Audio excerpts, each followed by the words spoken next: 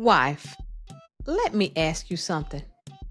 Has a simple money conversation with your husband ever turned into a full blown fight when that clearly was not your intention?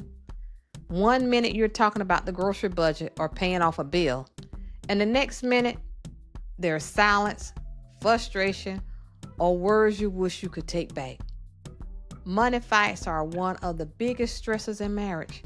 And if you're the wife managing the household finances, you know that pressure all too well. But here's the good news: money fights do not have to be a part of your story. Today, I'm going to show you 3 powerful ways to stop money fights before they even start, so you and your husband can walk in unity and peace when it comes to your finances. Hello, I am Reese. I help Christian wives who manage the household budget find peace with their money, unity in their marriage, and confidence in their role as Proverbs 31 women. And if you've been feeling overwhelmed or tired of money creating division in your marriage and in your relationship, you are in the right place. All right, let's jump into the first way that you can stop money fights before they even begin. Point 1. You need to have a shared goal. Here's the truth. Most fights happen when a husband and wife are pulling in 2 different directions. Maybe you're focused on paying off debt while he's thinking about upgrading the car. Or maybe you want to save, and of course, he's ready for vacation. We have to have one shared goal. When you and your husband agree on a single target, whether it's paying off a credit card, saving for an emergency fund, or planning for a family trip, you remove the tug of war. This is something that I would like for you to try this week. Sit down together and answer one question. What's the most important thing we want our money to do in the next 6 months? Once you're on the same page, you'll notice how many arguments they simply disappear. That brings me to the second way to stop money fights, and I can tell you, it is definitely a game changer. Most fights happen because the conversation catches one of you off guard. You ask your husband about the budget while he's tired from work, or he brings up a big purchase while you're trying to cook dinner and maybe you just got home from work, and suddenly there's tension. Now here's the fix. What is the fix? Schedule your money talks. Pick one time each month or each week, whatever works for your schedule. Maybe make it a Sunday afternoon after church or a quiet night after you put the children to bed. Make it your monthly or weekly money meeting. And I can also call this a dream date. I watch Chris Hogan, and I never ever thought about this concept, but I learned this concept from him. And he says, have a dream date. So I'm encouraging you to have a dream date with your husband, but get on the same page, because a house that's divided based on the word of God cannot stand. And the enemy does not want your house to be on one page. So I am encouraging you, if it works better for you to do it once a week or once a month, sit down and have that dream meeting. Sit down and think about where you want your finances to be within the next 6 months. And so when you sit down to cover this and your dreams, review last month's spending. Review it together, because maybe you are the one that's in charge of the finances and your husband is not. And so you are responsible for carrying it all. So when you go over the last month's spending, make sure you always ask him if he has questions. And that way, if he has questions, you can close up some gaps, or maybe you can have some way that you can maneuver the budget differently. And this can also help you feel as though you're not carrying the load alone. So when you sit down to have a talk with your husband, review your last month's spending, and also remember to choose the right time. You need to talk about this month's priorities.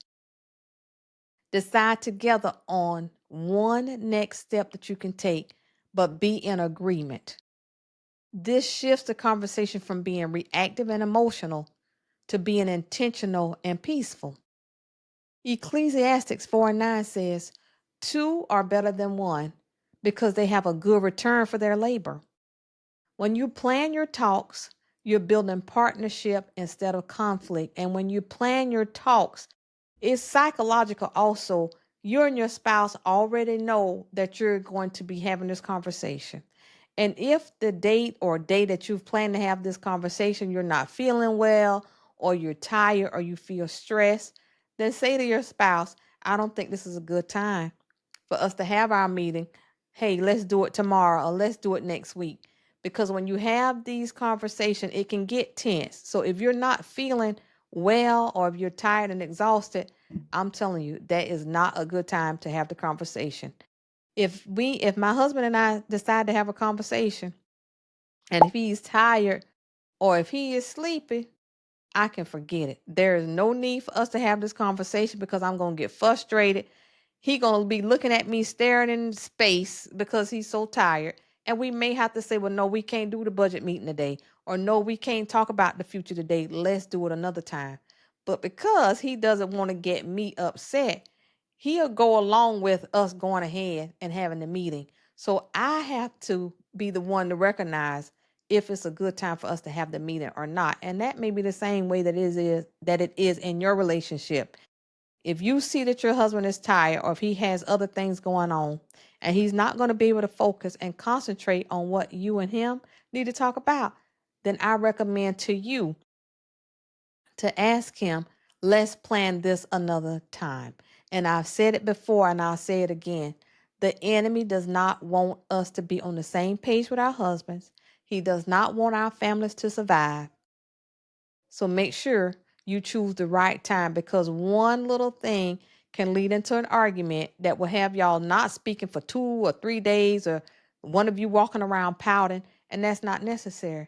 We're going to stop the enemy over our feet right now by planning and setting a date and time when we're going to come together to have our dream meeting to talk about our finances.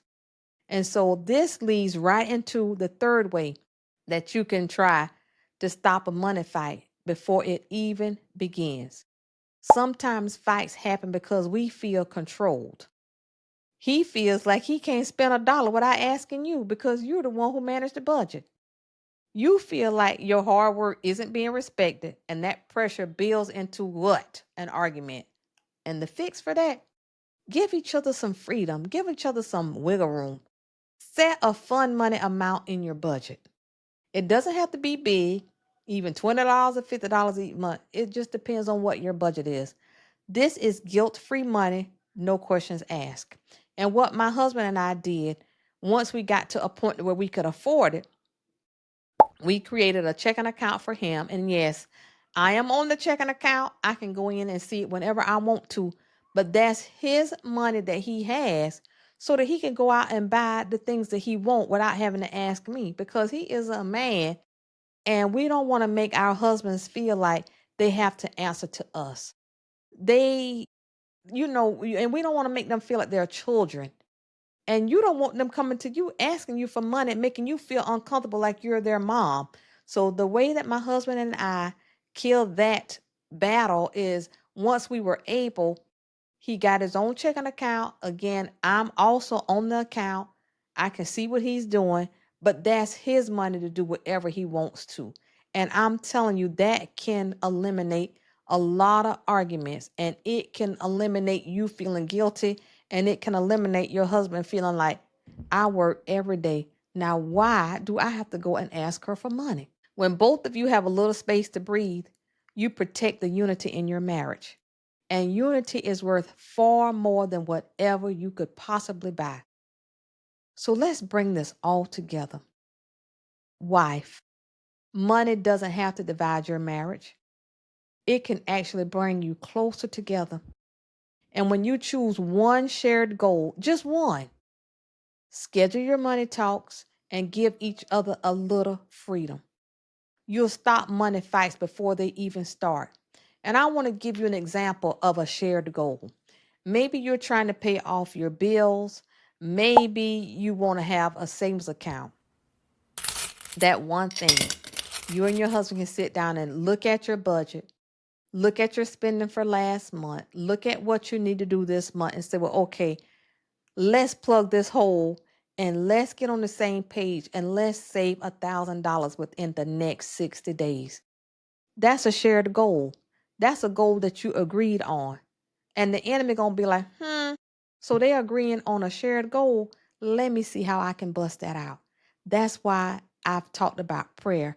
Prayer is so very important. So when you and your husband sit down and you decide to create a shared goal, pray and ask God to put a guardrail around that goal, to give you the goal mindset where you can say no to things that's going to keep you from hitting your goal. Just pray and trust the Lord. And if either one of you get weak, then you come and say, I really want to get those shoes from Nordstrom's. And then your husband can talk you off the ledge. Or if your husband says, I really would not mind purchasing that golf cart. Then you say, honey, remember, we said we were going to save $1,000 within the next 60 days. So let's hold off on that. And so when you get a shared goal and you come into agreement, you hold each other accountable. Remember, we said 2 is better than 1, and you can do this. So here is your challenge for this week. I'm asking you to choose one shared financial goal with your husband.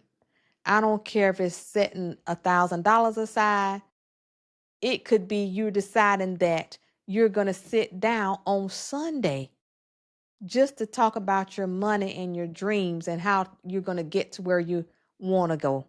It could be we're going to save or we're going to pay off this bill, but just pick one thing that you both can come into agreement with, and then you support each other. And I guarantee you that will eliminate some of your arguments that may concern money. Set a time for your first monthly or weekly money talk and agree on a fund money amount for each of you. That could be $100, it could be $50, it could be $75. It just depends on what your budget is and what you and your husband feel comfortable with. Now, at first, my husband and I, he could not get no checking account because we didn't have enough money for him to have a checking account. But he would get $100 cash to do whatever he wanted to do with, and I would get $100 cash to do whatever I wanted to do with. And I'm telling you, that alone brings freedom. That alone eliminates some stress. So just start where you are. And just always remember, too, is that your ending does not have to be like your beginning.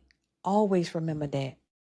So if you and your husband continue to still not be able to get on the same page after this, we offer a couples cohort in which we assist couples in getting on the same page. We have a good time. You might cry, but it'll be a safe space where your husband can talk to us, my husband and I, you can talk to me. We are here to help you. We've been married for 33 years, and we would love to assist you and your husband get on the right page, because you know what? We are for marriages. We are not going to be a statistic, and we will not allow money to destroy our marriages. So if you want to become a part of our couples cohort, just put in the comments cohort and we will reach out to you. I'm telling you, you will have a good time, and God can use us to make a difference in your marriage.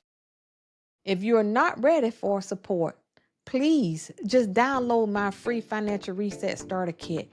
You wife, you can start it on your own and bring your husband in. The link is below. It's going to give you the tools to start budgeting in unity without the fights. Together, we are Proverbs 31 wives, faithful, fearless, and financially wise. Thank you for watching, and we are going to end money fights in our marriage. God bless you, and I will see you the next time.